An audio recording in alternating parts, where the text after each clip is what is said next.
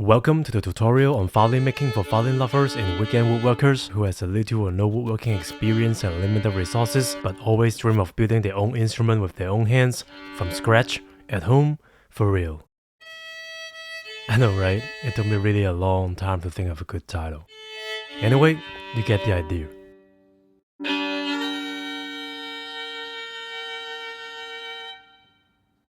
If you haven't watched it yet, there is a 3-part preparation video where I talk about everything you need to know before start making a violin at home, including wood choices, the templates and form, and the tools you need for making a violin. And there are also some cinematic full build videos where I show you the entire build without saying a word. Make sure you've checked them out too. And now, enough talk, here comes the first part of the step-by-step guide. If this is the first time you are making a violin, you will have to first make 2 underlaying sticks. They are just 2 sticks with 8mm thick and wide and long enough for the form to rest on. You can use any type of wood you want. I use pine as I just happen to have a lot of it. This is actually a very good practice for you to get familiar with your tools, as you won't be very sad if you screw it up. You can simply make another one. Just make sure they are 8mm thick.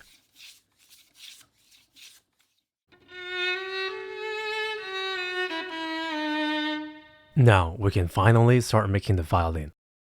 Generally, we start making the violin with the blocks. There are 6 blocks in a violin. The function of them is to keep the ribs, the back, the top, and the scroll in place, as well as making the structure more stable. For the dimensions, the width, the length of the blocks may vary a little from form to form. Just make them fit with your own form. And I would suggest you to make everything a little bit bigger first to give yourself some room for error or a margin of safety. As one of the many things I learned from the making is try not to make a perfect fit the first time you're interacting with something, because as the saying goes, you don't know what you don't know. And most of the time, you will only know it when you screw it up. And that's too late.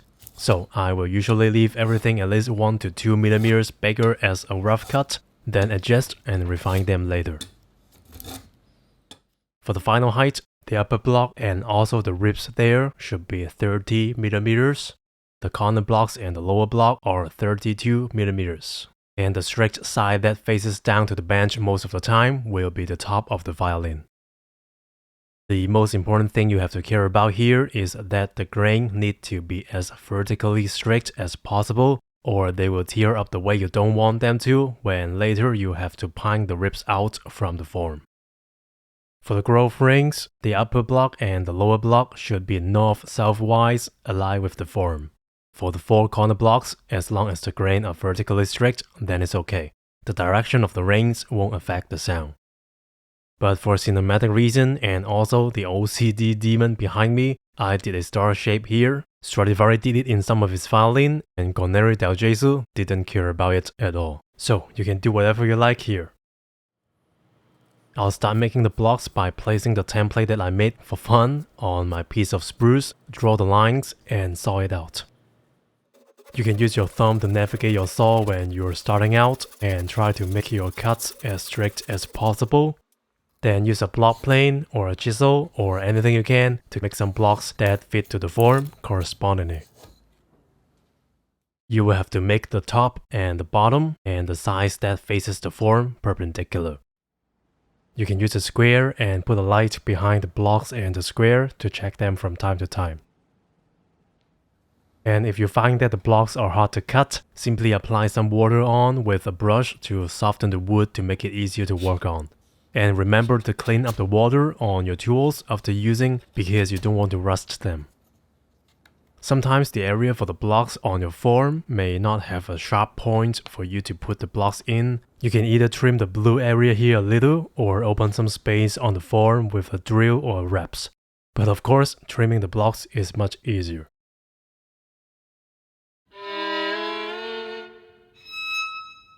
When you have your blocks, your underlaying sticks, and the form ready, then let's cook the glue. Put the glue into a glass container and put some water in. High glue first or water first, doesn't matter. The ratio between glue and water is around 1 to 1. It is not easy to tell you how much exactly. You'll know it by experience. Just don't add too much water at first because it will be easier for you to add water later when it's not enough than the other way around. Put a coffee thermometer in the water so you can know the exact temperature. The best temperature for cooking high glue is around 60 degrees, which is 140 Fahrenheit. If you move the temperature up, the molecules that make the glue sticky will start to fall apart, and we don't want that. After the water goes up to 60 degrees for a while, the glue is basically ready. Use a paintbrush to stir a little and pull it up. The ideal form of good high glue should be a bit like honey.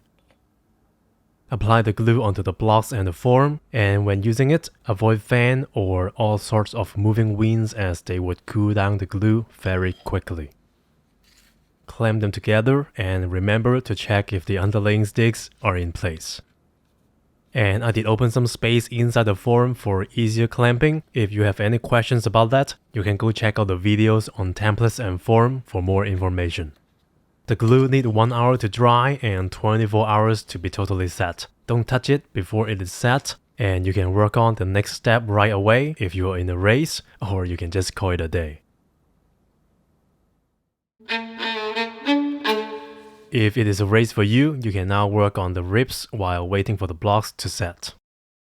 We use Makepole for the ribs. There are usually 6 pieces of ribs, 2 upper bows, 2 C-bows, and 2 lower bows. The numbers here are referring to the length of 1 bow only, so you will be needing 2 of each. Some people like to use a 1-piece lower bow, which means 1 piece of lower bow that is 440 millimeters. You can do it too if you have enough materials.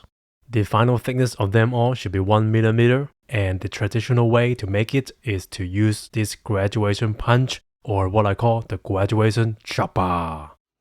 Set the distance between the needle and the screw into 1 millimeter, then pull, not push, the ribs through this little space, then it will leave marks on the ribs wherever it is thicker than 1 millimeter. Then use block plane and scrapers to plane and scrape the ribs until all the marks are gone, and that's how you got a consistent thickness without using too much of your brain juice. Or in most cases, if you don't have a graduation chopper, you can use a block plane to plane the ribs and use the thickness caliper to check the thickness from time to time until you get to the desirable thickness. When using a block plane, you can tilt the plane a little to make the planing easier, and you will start to notice that you have to be mindful with the grains, or what I call the flow in the wood. Sometimes it will allow you to plane in only one direction, and sometimes you will have to adjust your blade to do minimum cuts only. Don't go against the flow or force the plane to go forward when it's stuck, or you will tear the wood up or even break the ribs. You can also use a tooth blade block plane to make the job easier and change back to regular blade when you are near 1 millimeter.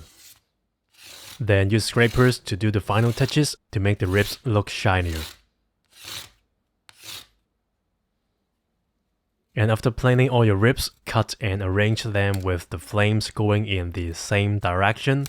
Then use pencil to mark numbers on so you won't mix them up later. And as you can see here, I like to make my lower bows number 3 and 4 instead of number 3 and 6, but you can do whatever you like.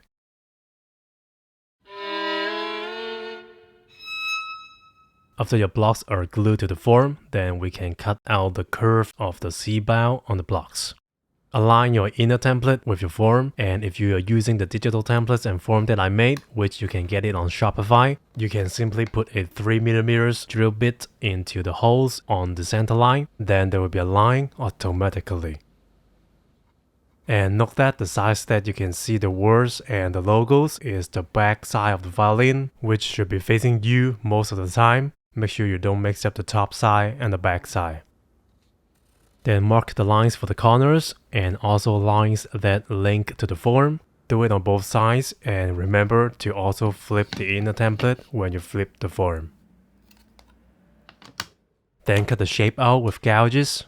I usually use 2 gouges here, one with a similar curve with the C-bows and another one with a narrower curve that allows me to do some detail digging in the middle where needed.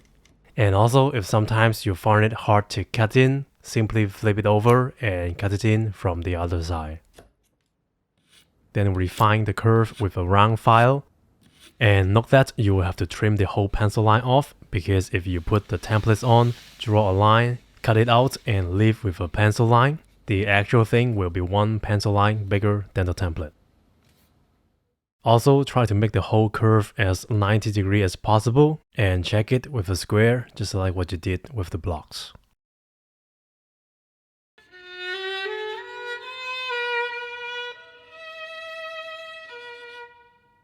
So now we can use the bending iron to bend the ribs and glue them onto the blocks.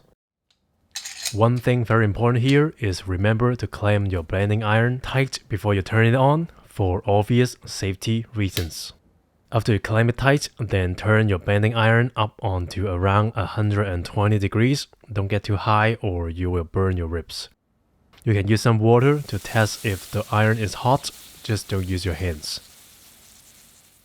And when it's hot, use a strap to hold the ribs. Add some water onto the area of the ribs that is going to touch the bending iron and start bending. Warm the ribs up a bit first, then bend them slowly until they turn into the ideal shape. And often I will do this procedure very slowly. I will bend the ribs almost into shape and let it set for a while, say for a lunchtime or sometimes even overnight. Then come back and bend the rest. Bending the ribs is kind of like stretching. Give it some time and come back again after resting. It will get easier. Just remember to bend them slowly or you may break the ribs. And also avoid touching the bending iron with your hands. It is very hot. There are several ways to glue the ribs. Traditionally, Stradivari used some wood sticks and strings to tie up the ribs, the blocks, and the form together like this. And again, if you are using the digital form that I made, there are holes on it for you to try using this method. The size of the holes are 6 mm, in which you can easily find some cheap and unrefined signposts to fit in and try it out. Or like many modern makers, you can use 2 of these trapezoid blocks for gluing. The idea is to push the ribs in and hopefully to make a tight fit with the form. But after I screw up with this method for a few times, I find that the only way I can be in total control and can ensure my ribs are really completely aligned with the blocks and the form is to clamp up the form onto my little standing vise, apply glue, and use some small F-clamps on both sides to clamp the blocks and the ribs together with alternate blocks. The idea is just like the way Stradivari gluing the ribs, but with alternate blocks and clamps instead of wood sticks and strings.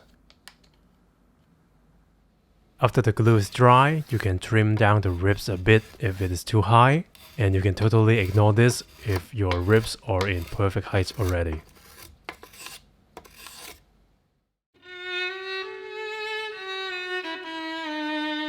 After finish making the C-bows, then we can work on the upper bows and the lower bows. Put the inner template on again, mark lines on all the blocks, including the upper and the lower blocks, and also draw out the center line on the top and the bottom of them both, then cut them into shape. I only use 1 chisel here instead of 2 gouges. This should be much easier than working on the C-bows. And don't forget to use a file to smooth the surface. On the corner blocks, when trimming the excessive part of the C-bows, be careful you don't break the ribs at the very end. You can use a knife or a cutter to do some pre-cuts, and also try to cut into the ribs from both sides to prevent blowouts. Then cut out the curve with gouges and smooth the surface with a file again. Make sure they are also perpendicular. And the very end of the C-bow should match the curve of the block and looks like it is growing out from there, like this. Then we can bend the upper bows and the lower bows. This time we have to bend them into a shape of the letter S instead of a letter C. Just bend like what we did first, but leave the end straight.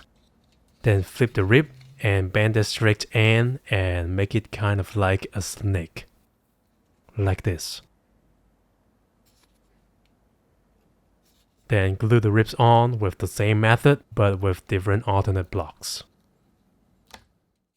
For the upper bows, as we will put the neck on here later, just make sure the ribs end within the area that the heel can cover, then it will be alright.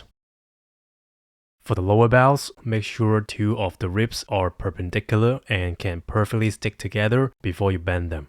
And the point where they meet should be right on the center line of the form and the blocks. And if you're using the form that I designed, I've opened some space at the widest point of the upper and the lower bow, so you can put one more clamp there to hold your bows when gluing to make the step easier. Wait overnight again for the glue to dry, then cut out the excessive part of the ribs just like what we did with the C bows. The upper bows and the lower bows should be covering the C bows at the point where they meet and should look kind of like an ocean wave like this. Now all the ribs are in place and you can start to see a violin shape there, and I think you would be very excited when you see it on your bench. If you don't know it yet, there are actually some wood sticks inside the violin go along with both sides of the ribs that we call linings. The function of the linings is to enhance the strength and to stabilize the shape of the ribs, as well as to give a larger area for the ribs to glue onto the top and the back later in the process. You can use willow or spruce for that, and they should all be 8 mm tall and 2 mm thick. And here are the lengths. You will need 4 of each, as we will need to do it on both sides of the ribs, and I usually would work on the top side first, which means the side that faces the bench mostly, because as you remember, the top side of the ribs should go straight all along, while the back side will tilt a little, and it's easier to prove the final height from a straight surface to a tilt one than the other way around. And now you may be thinking of the 8 mm thick underlaying stick we put under the form before gluing the blocks, and that is, yes, the height of the linings. Just like making the ribs, you have to saw out the material and plane them into the desirable size, then bend them and make them fit with the ribs. I will turn the temperature of the bending iron up a little to around 130 degrees instead of 120 because the linings are thicker than the ribs. Then add some water to the linings and bend them slowly, even slower than what you did with the ribs. For the upper bows and the lower bows, all you have to do is to make the angle at the end of the linings fit with the angle of the blocks and the ribs where they touch. For the C bows, we will have to make a lining channel inside the corner blocks for the linings to fit in. The length of the channels should be 8 mm deep, 2 mm wide, which is the size of the linings, and around 6 to 7 mm long. Cut the line with a sharp knife or a cutter first, then clean up the wood in the middle with channel chisels. You will have to switch from the knife and the chisel from time to time, and as you are using the cutter, be very careful. Don't rush, don't force it in, and most importantly, don't hurt yourself. And remember, do not put any part of your body in front of or behind the blade. And when everything is ready, you can glue the linings on. Clamp them up and wait for the glue to dry, ideally overnight, just like what we did on other steps. The clamps I'm using here are just laundry bamboo clamps with the tips cut off and rubber band on. After the glue is dry, come back and plane out all the excessive part of the linings if you have any. Then we can work on the other side of the ribs. This time, your linings should not be touching your form and you will have to do some calculation about it. Given that your ribs are 32 mm and the linings are 8 mm each, which makes it 16 mm, 32 mm minus 16 mm, and also the thickness of your form, and the result is the space you should leave between your linings and your form on this side. I would use some waist lining, which eventually you will have some, to make some sticks with the thickness of that space and put them under when gluing the linings, so the linings will go in place auto-magically. Yeah, just like magic. And remember, the height of the upper block is 30 mm, so you will have to calculate that separately. The linings there should be sliding down slightly, but just a hair. Wait again for the glue to dry, then refine the ribs and the linings into the final height. After that, you should double check if there are anything you want to refine and adjust. And that's how we finish making the ribs for now, as there will be a few more steps to do with the ribs later when we are going to join the whole body together, but we will do it later when we finish making the back and the top.